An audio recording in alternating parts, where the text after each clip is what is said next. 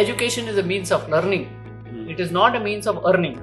Education is everywhere. We just have to pick it up. Education is not only in the four walls. It's beyond.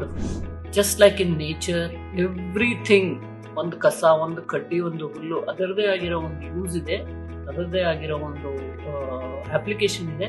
ಅದೇ ರೀತಿ ಎಲ್ಲಾ ತರ ಜನಕ್ಕೂ ಸೊಸೈಟಿನಲ್ಲಿ ಅಗತ್ಯ ಇದೆ, ಮತ್ತೆ ಅವ್ರದೇ ಆಗಿರೋ ಒಂದು ರೋಲ್ ಇದೆ. ನಾವು ಕರಕಲ್ಲಲ್ಲಿ ಕೂತ್ಕೊಂಡಾಗ ಪ್ಯಾಡಲ್ ಮಾಡ್ತೀವಿ. ಪ್ಯಾಡಲ್ ಮಾಡಿದಾಗ ಪ್ಯಾಡಲ್ ಮಾಡಿ ಹಿಂದೆ ತಗೊಂಡಾಗ ಬೋಟ್ ಮುಂದಕ್ಕೆ ಹೋಗುತ್ತೆ. It is a beautiful example of every action has an equal and opposite.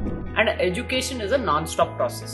It starts today, it ends when I die.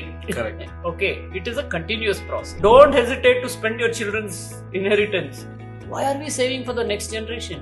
Let's save the planet for the next generation. Why do we want to save money for the next? Rural areas ali, it's not a moneyed economy. They live more simply, and they may not have so much money, but they don't need so much. ಕೆಸರು ಅಂದ್ರೆ ಗಲೀಜ್ ಅಂತಾರೆ city ಜನ, but ಕೆಸರು ಇಲ್ಲದೆ ಭತ್ತ ಬೆಳೆಯಕ್ಕಾಗಲ್ಲ. ಯಾಕಂದ್ರೆ nature ಇಲ್ಲದೆ ನಾವು ಸರ್ವೈವ್ ಆಗಲ್ಲ.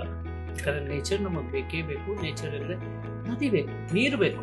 ಪಶ್ಚಿಮ ಘಟ್ಟದಲ್ಲಿ ಉಟ್ಕೊಂಡ್ಬರೋ ನದಿಗಳೆಲ್ಲ ಅಲ್ಲೇ ಇರೋದು. ನಮಗೆ ಕುಡಿಯೋ ನೀರು ಅಲ್ಲಿಂದನೇ ಸಿಗೋದು. ಶರಾವತಿ ಆಗಿರ್ಲಿ, ಕಾವೇರಿ ಆಗಿರ್ಲಿ, ಯಾವುದೇ ಕೃಷ್ಣ ಆಗಿರ್ಲಿ, ಎಲ್ಲೋ ಅಲ್ಲೇ ಪಶ್ಚಿಮ ಘಟ್ಟದಲ್ಲಿ ಉಟ್ಕೊಂಡ್ ಬರ್ತಾ ಇದೆ. ಒಂದು ಸಮಸ್ಯೆ ಇದೆ ಪಶ್ಚಿಮ ಘಟ್ಟದಲ್ಲಿ, ಒಂದು ಜನರೇಷನ್ ಮಿಸ್ಸಿಂಗ್.